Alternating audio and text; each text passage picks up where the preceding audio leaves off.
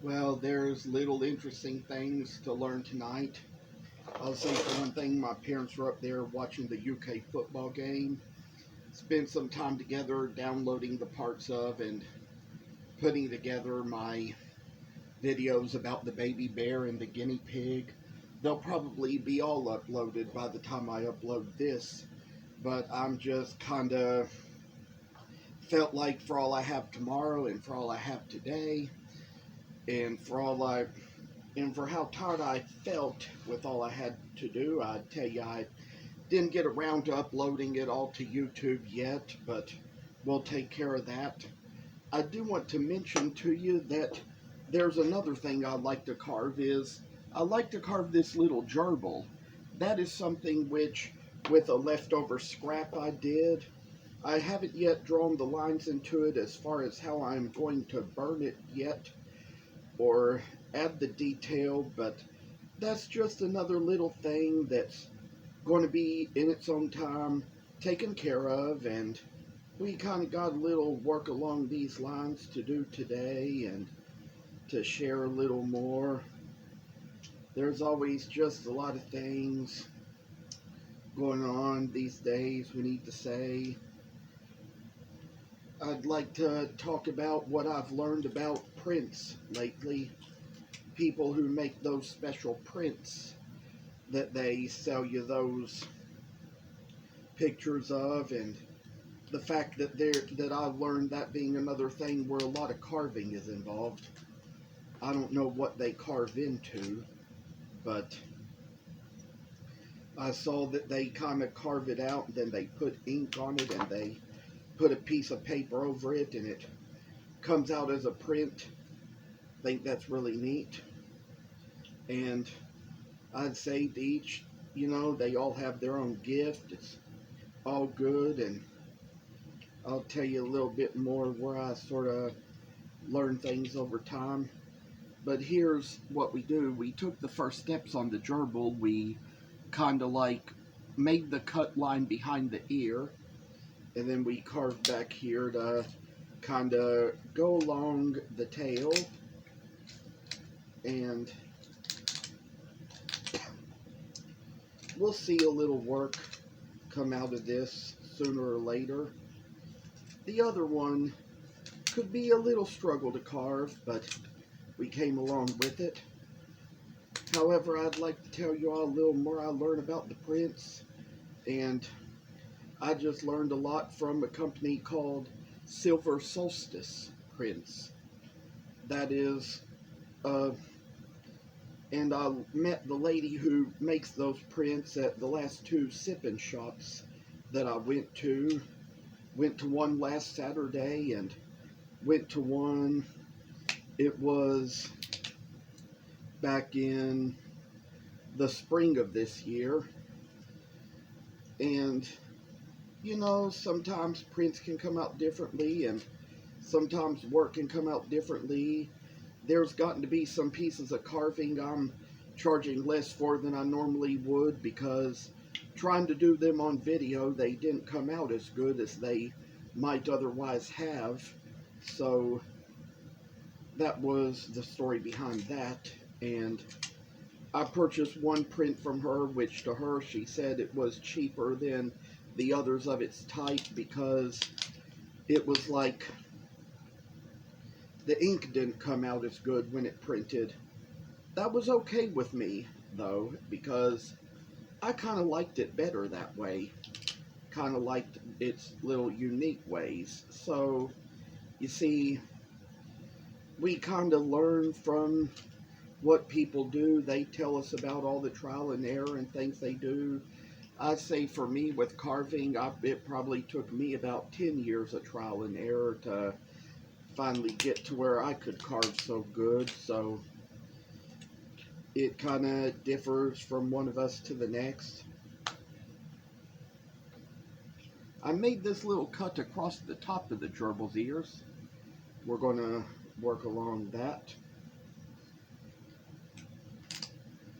And I like to say that I've kind of already got my alarm set on my phone for in the morning.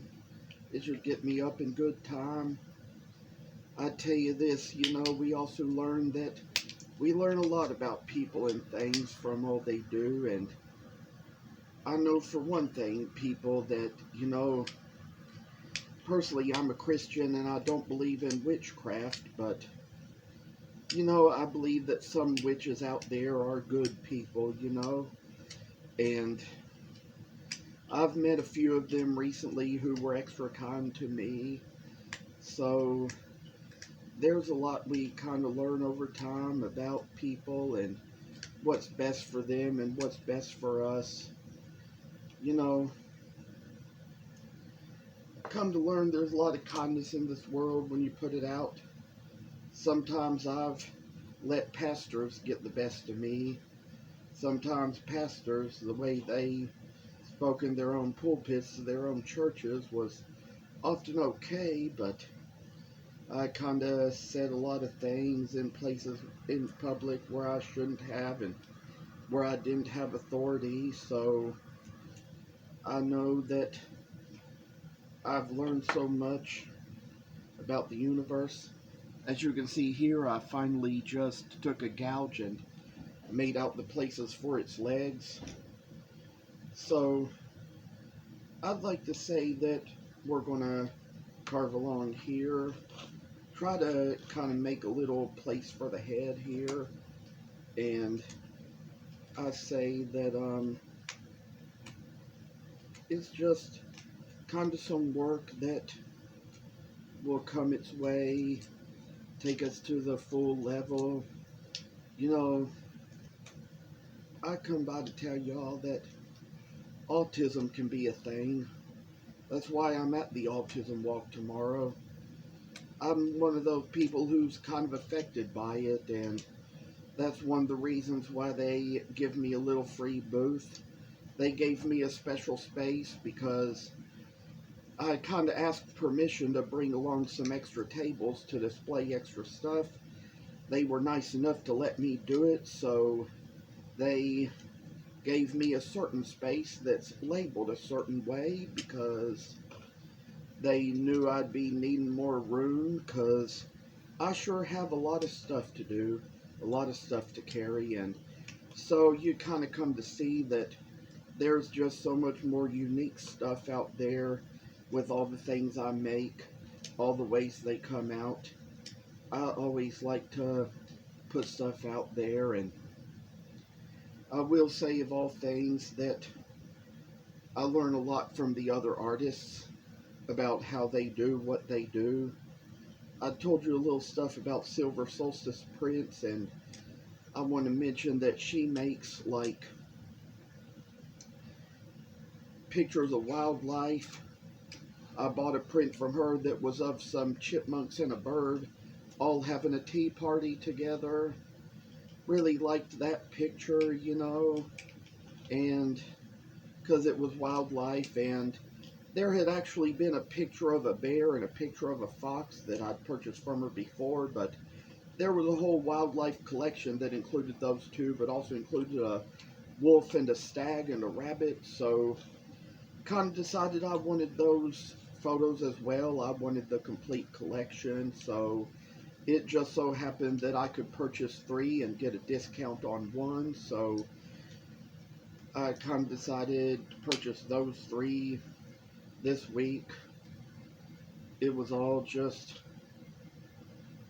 in good favor because I like the wildlife, but I'll tell you of other things. She's a rock climber.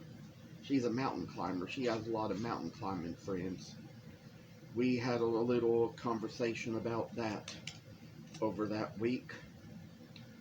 And we kind of had our talks about how the risks are high, how, mountain climbing requires a lot of agility and attention and focus that I don't have for things. That's one reason I can't use a chainsaw, is for that reason, because all my attention, focus, and alertness. That's why it took me 3 years from the time I got my driving permit to get my license and all. So you kind of see how it all works itself away. Finally got a little cutting hair done around the feet. So this is a little bit of how we do the work here. I say that some work is going to come down the middle here. We kind of got to do a little cut down here to make the ears, and this is going to require going to the middle of the top, so we're going to take the gouge and go straight up here. I probably did this the first time around with a knife, but sometimes with a gouge you can take a little less time to do it, and that's how we come to work on this thing here. I know when I first started going to my Woodcarvers Guild, the very first time I ever carved, I picked up a gouge, not aware how sharp it was, and started carving with it, and kind of got a little cut on my finger because I wasn't wearing a glove, but got a few stitches in that, and that kind of helped me do just fine. And but you know, those people, I mean, they'd seen me cut myself in so many ways in less than a year's time. If I wasn't wearing a glove or two when I was carving, let alone a glove and not a thumb protector, they'd be all the more concerned about me. Some of those guys who carved for years, they probably did it before there were any gloves or thumb protectors or any of that stuff, and had to watch their hands a whole lot more. But these days we're thankful we have that stuff. I tell you, no matter how many years I've been carving for, I mean, if I'm not wearing a glove and if I'm not wearing a thumb protector, trust me, I get cut. First time I ever carved those angel wings that were demonstrated in the video, had the knife slip through me right here, and luckily I was able to put enough bandages on that I didn't need stitches, and was also, of course, able to keep a little super glue on it in case I wanted to go in the pool or something. So that worked. Super glue was originally invented for surgeries. That's one reason why people can also use super glue to close wounds, as they sometimes do. I've done it with a few of mine, but at least I tell you, that's not as bad as what we see these days when people are, let's say, putting Gorilla Glue in their hair. You know, I'd say this gerbil seems to be coming out a little better around the first time than the last one did. Kind of got to make a little comparison here because you don't want the ears to be too long. There's no telling what it might look like if they are. I think when it first came out, it kind of looked at first like it was a little chihuahua, but I was able to kind of get rid of the little chihuahua shape by kind of taking care of the nose in a way like we will in a little bit. So, and I'd say there's going to come a time in the future when I'll be making some chihuahuas according to a certain pattern for one that I came up with, because that's just among the dogs I've been working on with patterns. Want to make many more of them. And you see I kind of got the ears a little rounded off here at the top. Going to kind of compare it to this one. And so,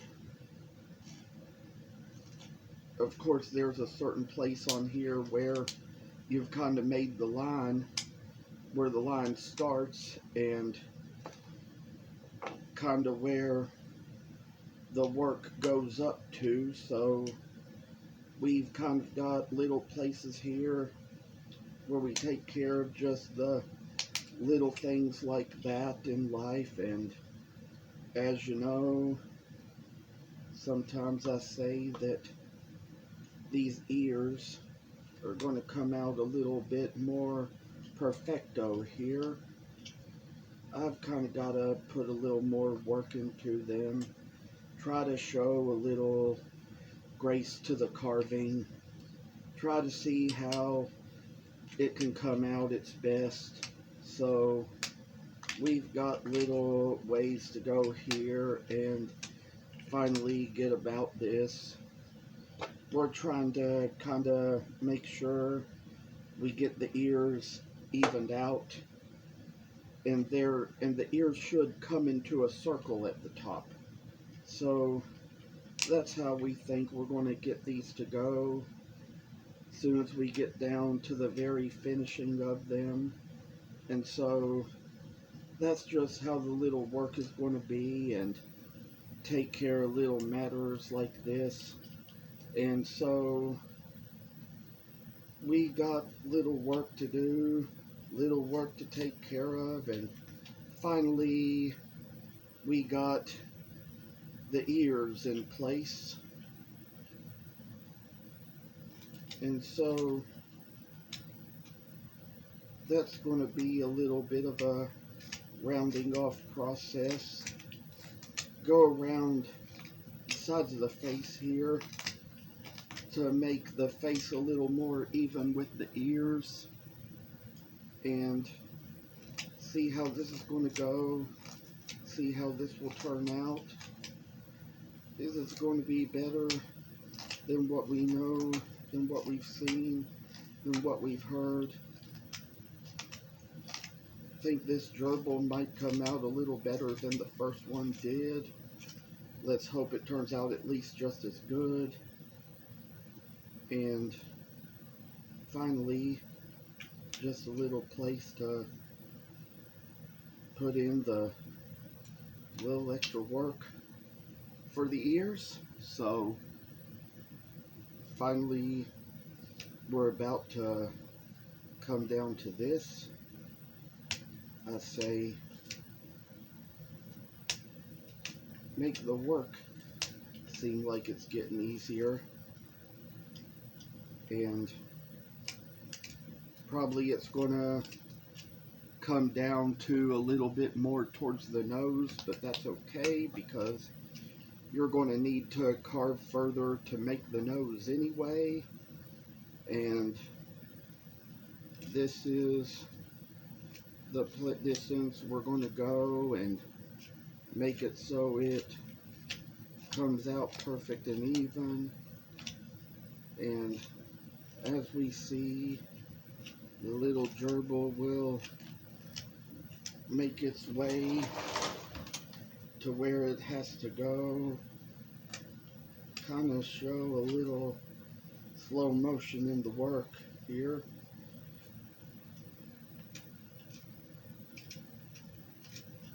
And of course it's going to come out shorter, but it's going to need to be shorter once you start kind of taking it up a little bit more, like the way it is here. So we're going to try to get along this part and try to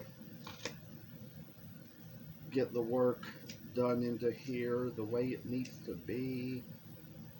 This can be a lot of trouble just to round off in the end, but it's all going to just come down to that. And well, and I'd say that little cuts are going to happen. Kind of got one on my thumb here under the glove, because apparently the glove may not be fitting properly, or else the glove just might be needing a replacement here. Looks like it's getting to the point where it's about to need a replacement. And so we got the work to come along here, taking care of this little thing now. And as for my little wound, we can just take a little piece of paper towel to dab it with, and I'd say that we can probably put my other thumb protector on here to kind of try to keep the blood from coming out on the wood, and this ought to give us a little extra protection now. We're working along on this. Kind of got the face coming along here. The face is coming along just fine. And there's a place where right below the face you'll need to do a little rounding off, and that's what we're doing here. Taking a little more off the sides. Once or twice I probably thought this came out to look like a dinosaur's head the first time I was doing it, but here's the little scoop we're gonna take along here and work along this side. And I say that, oh, we're coming along here. Oh, make the way for everybody and make the way for everything.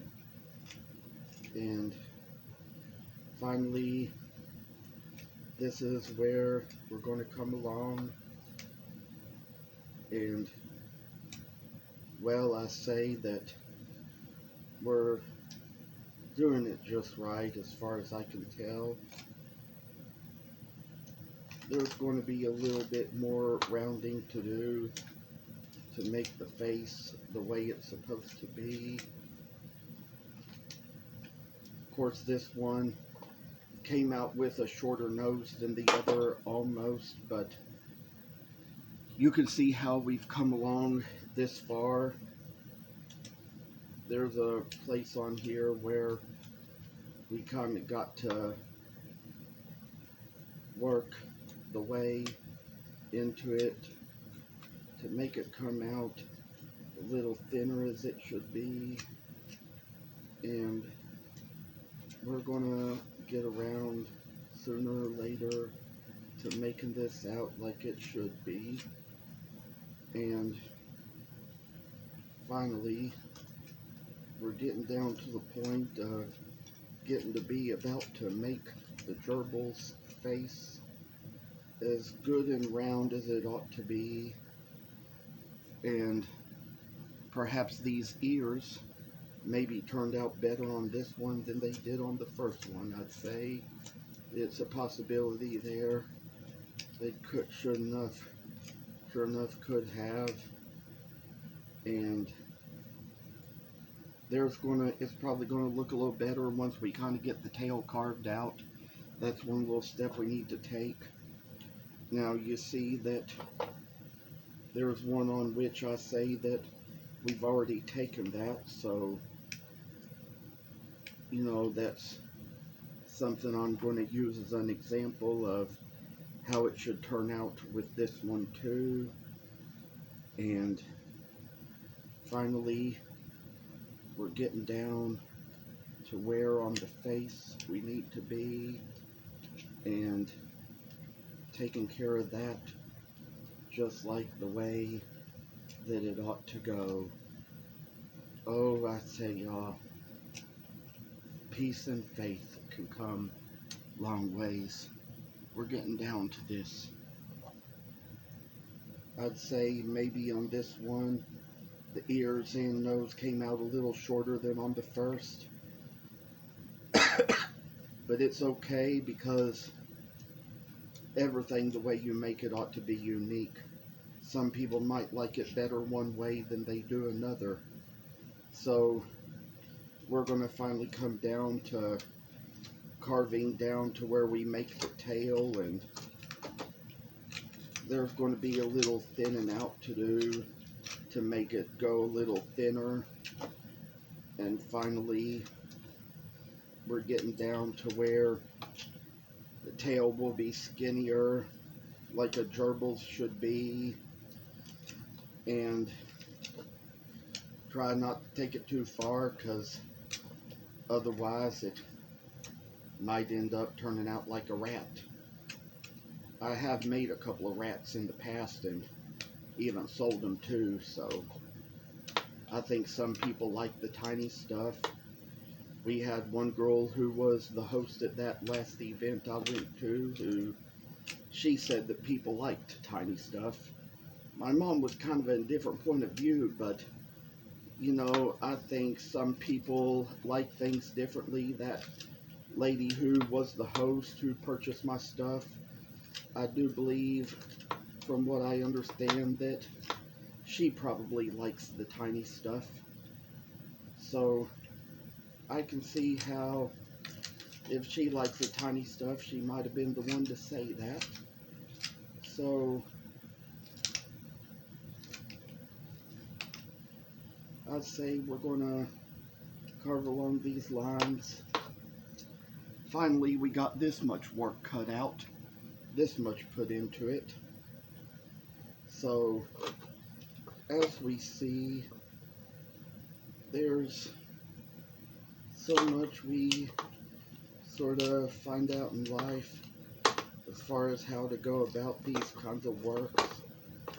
And of all things, you know, it's come down to where the tail is going to show and be thin as it needs to be. So we're going to take care of these little things just so they ought to go right.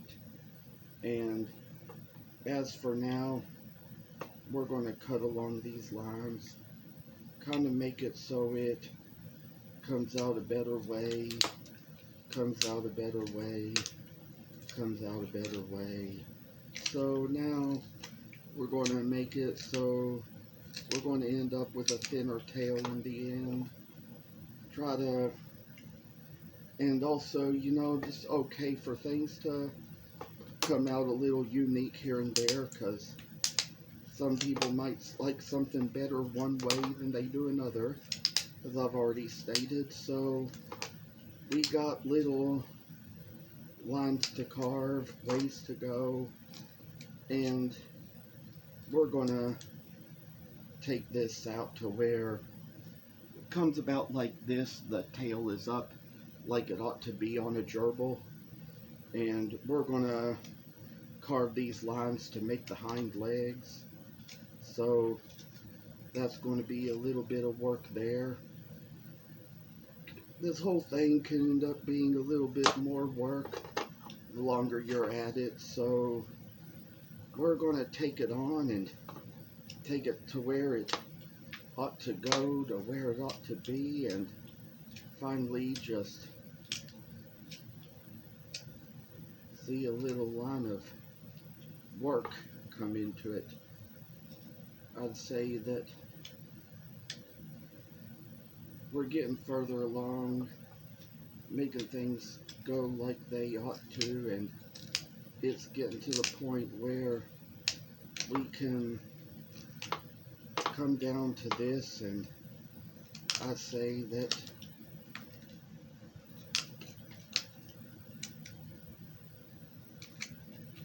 we're coming down to this now, come to the point where we can sort of carve the tail out, make it rounder and thinner so it comes down to the point. And just remember that this was a leftover scrap from certain other sawing that was done. It's a piece of African mahogany that was left over from when I was like sawing out the blanks from which to carve some little African mahogany Alpine St. Nicholas's. So here's how we go about this. We kind of gotta take these hind legs so things will be so good, and finally I think I would have to say that we are down to it, down to where the carving of the gerbil needs to be. Maybe the ears came out a little too long on the other one, or maybe the nose did, but we'll kind of try to work on that. Maybe try to make them so they're a little bit more even. And I say that even with these longer ears this other one came out with, all we have to do is trim them a little bit, chip them a little bit, so that they come down to where they're shorter and rounder. And sometimes when I have two of something, I do like to try to make them similar. I do like to try to make them alike if I can. So sometimes I think when you do the second one around, sometimes the second one kind of gives you an example of what the first one ought to have looked like. That's why they always just say that second time is the charm. That's just the rule of the world and rule of work.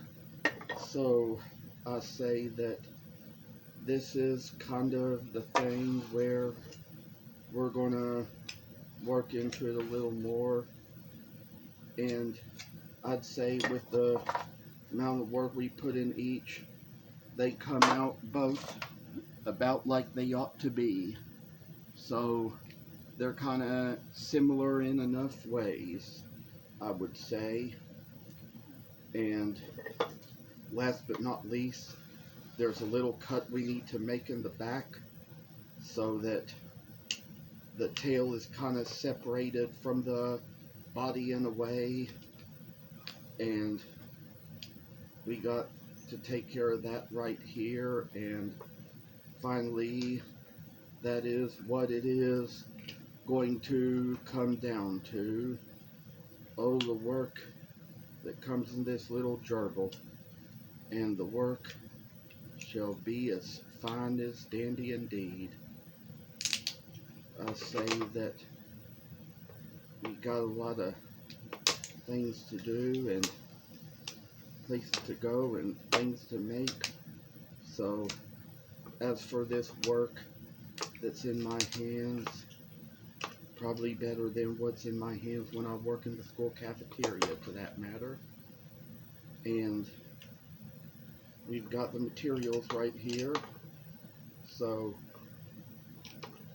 we're gonna kind of round off the tail a little more, make it so it shall come out better and finer.